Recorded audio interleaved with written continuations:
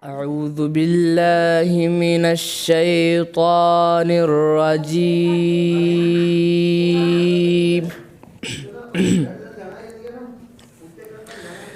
بسم الله الرحمن الرحيم.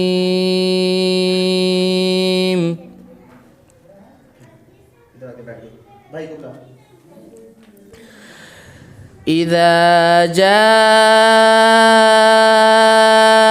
نصر الله والفتح ورأيت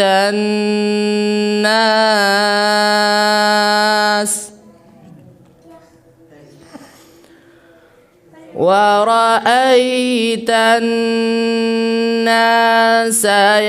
يدخلون في دين الله أفواجا